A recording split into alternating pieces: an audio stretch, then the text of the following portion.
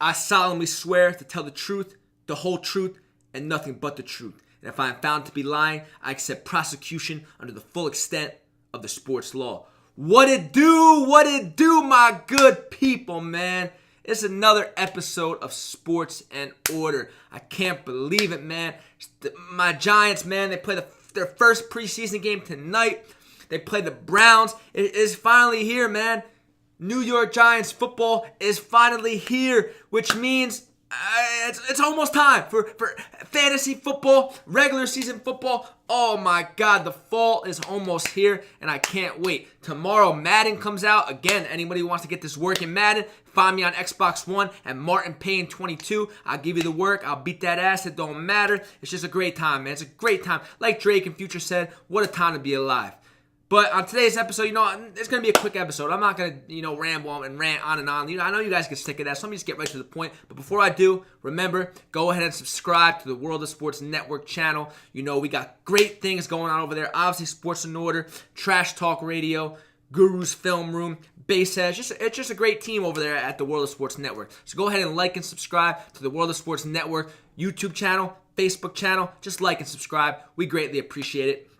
On today's episode, I'm going to give you 3 quarterbacks, 3 running backs, and 3 wide receivers that are being severely slept on based off recent mock drafts I've seen. Like, these players are going way later than they should be going. And I don't understand why, because I think these players are going to put up pretty solid numbers. Then I bring Jon Gruden into the interrogation room. And I grill him on how he's handling the Khalil Mack situation. And then, lastly, as usual, what's the case on the base with my players to add in fantasy baseball. But with that being said, you know the drill. No time to waste on Sports in Order. Let's get this episode started. Here we go, man. I told you, I'm going to give you 3 quarterbacks, 3 running backs, 3 wide receivers that are being slept on based off recent mock drafts I've seen, based off ADPs, which is average draft position. It's just crazy, man, because these players I think are going to have great seasons.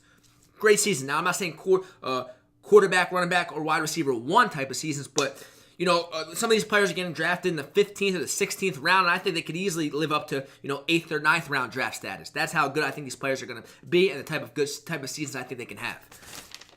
All right, so I'll start with the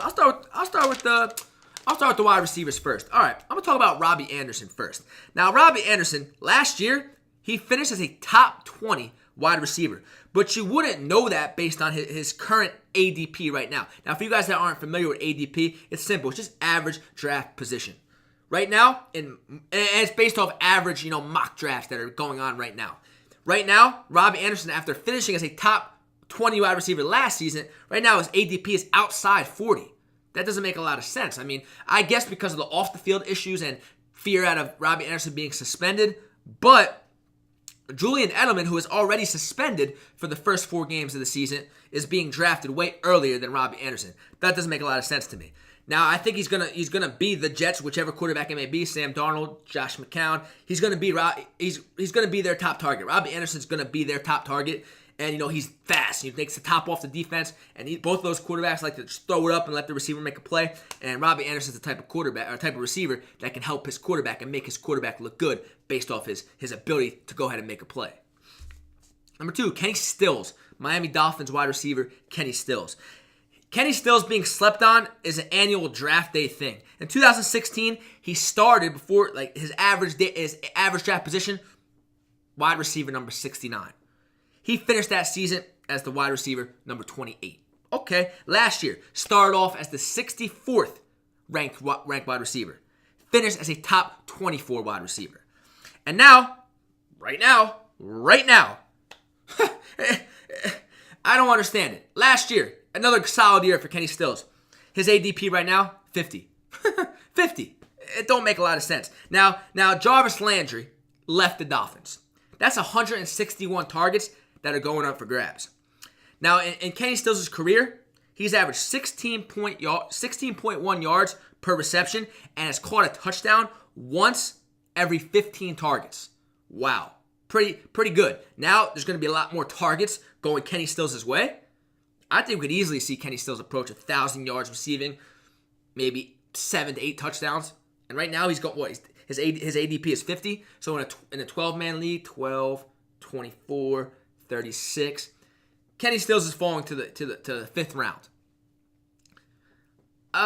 I mean, that's okay. That's actually not too bad. But after the last 2 years that Kenny Stills has had, finishing last year as the wide receiver number 28, and then the year before, finishing as the wide receiver number 29, it's just like Kenny Stills should have a little more respect.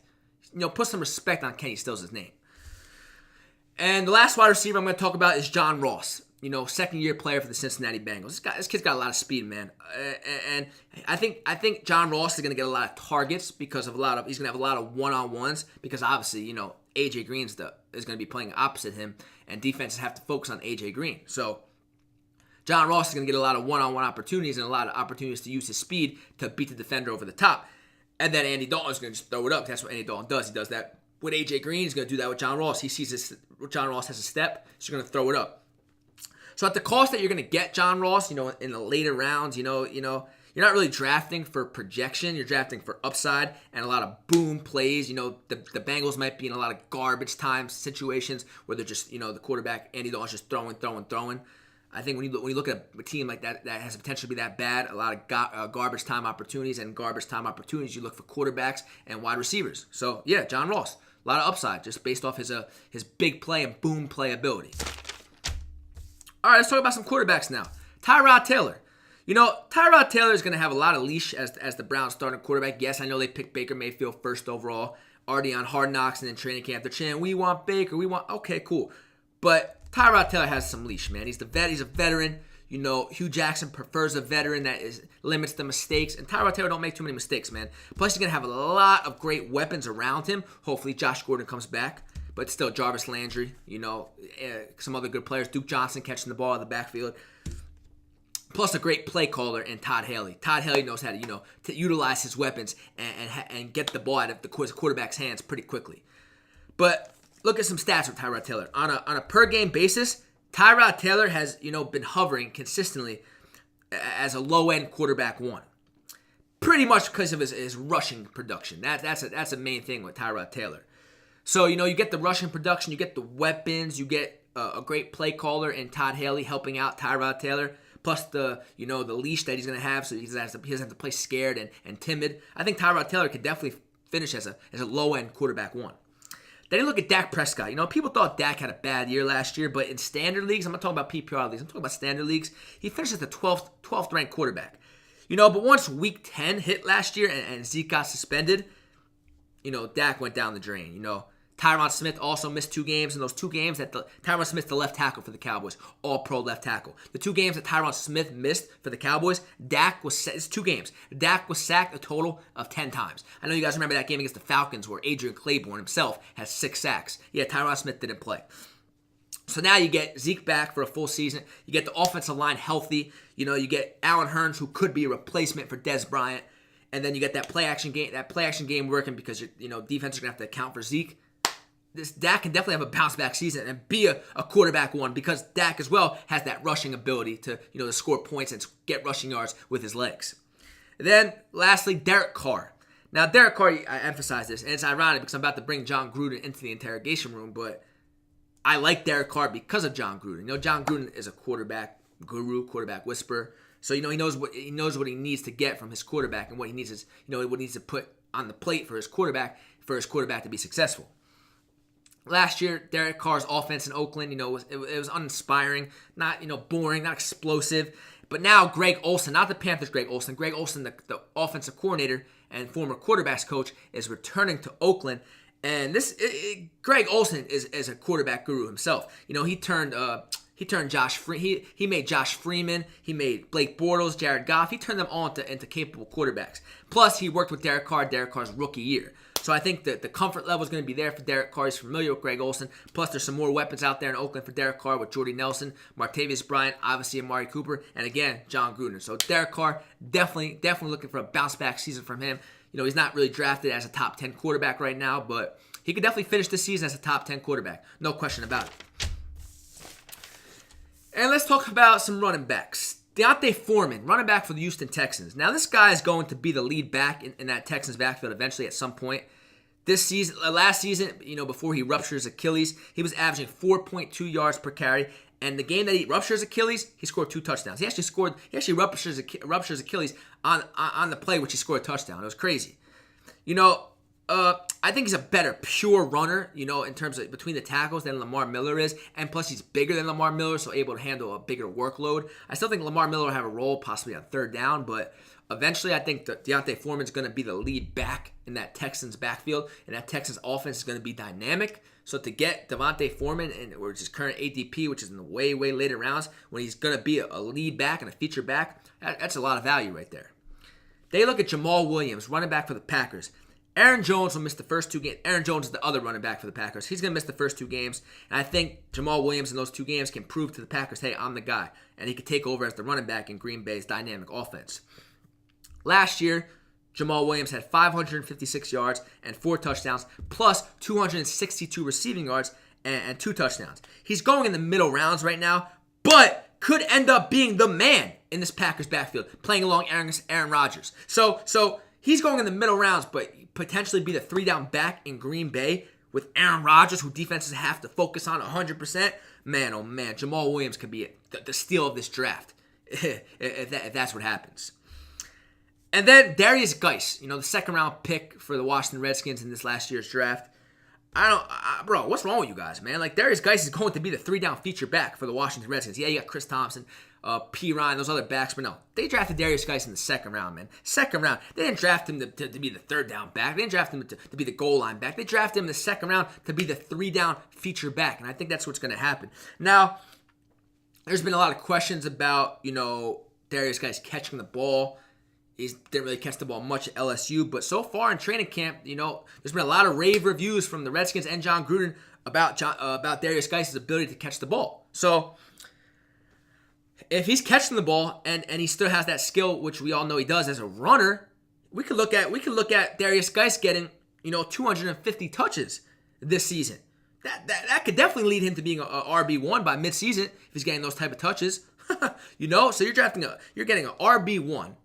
In probably the 13th or 14th round, if everything goes to plan with Darius Geis. Darius Geis has every bit the chance to have a rookie season like Zeke had, or Fournette had last year, Kareem Hunt had last year, Todd Gurley had a few years ago as a rookie. So it's all about, as a rookie running back, you need the opportunity, you need the volume, you need the catches, you have to stay on the field for all 3 downs to have an impact as a rookie, as a running back. And I think Darius Geis, now that he's able to catch the ball and getting great reviews catching the ball, Darius Geis could be the 3-down back in Washington before it's all said and done. And that could lead to RB1 numbers. Yeah, that's pretty quick. I gave you 9 players total. 3 quarterbacks, 3 running backs, 3 wide receivers that I think, are going to, outweigh their current ADP. Because, again, ADP, average draft position. A lot of these players are going in the teens, the middle rounds, the 14th round, the 15th round. I don't think so, man. Just listen to those stats I just gave you on all those players and the information I gave you on all those players, and use that when it's time to draft your team. But now it's time for the interrogation room. It's big time, baby, big time. Jon Gruden, come on in, bro. Come on in. Need some water? Cup of coffee? You're good? All right, bro. Listen. You're an okay coach. You're not a bad coach. You won a Super Bowl. When you won that Super Bowl, you were the youngest coach to ever win head coach to ever win a Super Bowl. We won't take that away from you, even though that was more of your defense that won you that Super Bowl, which is ironic because now you're not valuing defense with this Raiders team. Okay, but overall though, you're 5-4 career in the postseason. Not very good career record. 100, and I believe 100 wins, 84 losses, a little above 500. You're an average coach in my opinion, Jon Gruden. Average coach. You know the game. You know how to see the game. You know how to talk about the game. You know how to digest the game and digest what you see about the game when you watch the game. But right now, it seems like you're not a very good judge of talent based off you not trying to build a relationship with your team's best player, Khalil Mack. There's been reports that you haven't reached out to him. You said you talked to him right when you first got hired. So even if you said you've only talked to him one time. That's not enough, bro. This is the best player on your team. One of the top 5 best defensive players in all of football. Probably a top 10 overall player in all of football. But you don't feel like you don't need to put an emphasis on getting Khalil Mack signed and on your football team. Khalil Mack's holding out, obviously, because he wants to be paid what he's earned and what he deserves to be paid. Khalil Mack should get $100 million, no doubt about it. But you know who didn't get $100 million, but did get $100 million? Khalil Mack is not getting $100 million. Doesn't look like he's going to get $100 million. But you know who did get $100 million, bro? You did, Jon Gruden. You got $100 million to coach this Oakland Raiders team. A head coach with a career record in the postseason of 5 wins and 4 losses got $100 million. But a defensive player who just 2 years ago won the Defensive Player of the Year award and is still very, very young, in your eyes, is not worth $100 million. That's baffling to me. That's really baffling to me. And I feel like, Jon Gruden, bro, you're emphasizing offense too much. You're putting too much of a focus on offense and not enough of a focus on defense. And I get it. That's your strength, your strategy. You're an offensive coach. I get it. Defense wins championships, though. Your only Super Bowl win as a head coach was because you had the best defense in the game, one of the best defenses of all time. That Tampa Bay Bucs defense was no joke. Elite. Next level. 3 Hall of Famers on that defense. So, you have a future Hall of Famer that could potentially be on your defense if he's not playing games, and Khalil Mack. But nah, you don't need him, right? You got your $100 million, bro. You're Mr. Ego, Mr. $100 million man. I'm the head coach of this Raiders team, and I'm gonna do it my way. I'm gonna do it how I want to do it. Okay, bro. So when you guys go, 6-10, because teams are just lighting you up defensively and moving the ball at will against your defense without Khalil Mack, what's gonna happen then, bro? What's gonna happen then? Did you earn that $100 million? You might not even make it to next year. You know how Mark Davis does. Mark Davis lives. He's like his father in that sense. Al Davis, man, no BS. He's not tolerating that nonsense. We're trying to win Super Bowls here, man. We're not trying to, compete, 7-9, 8-8, 6. No. The Raiders hired you, Jon Gruden, to go, 13-3, 14-2, make a deep postseason run, potentially get to the Super Bowl, even win the Super Bowl. And I'll tell you this, Jon Gruden. I'll tell you this right now. The Raiders can't win the Super Bowl without Khalil Mack. That's a fact. That is a fact. Khalil Mack, in my opinion, after Aaron Donald, Von Miller, I like Fletcher Cox out there in Philly, a bunch of other D linemen, a couple good corners, a couple good safeties. But overall, Khalil Mack to me is no worse than the 5th best defender in the game. You could argue he's number 3, number 4, but he's no worse than the 5th best defender in the game. One of the best edge rushers in the game. But not only an edge rusher, stops the run, sets the edge when it comes to the running game. Plus, he's got the C right here. He's a captain. He's well respected in that locker room. His teammates love him. He brings the emotion and the intensity, and he gets that team fired up and brings that team and rallies that team together to achieve a common goal, which is to win a Super Bowl. And without him in your locker room, bro, it's just not going to be the same. Your players are going to look at you with a funny eye, sideways. This guy doesn't want Khalil Mack on the team?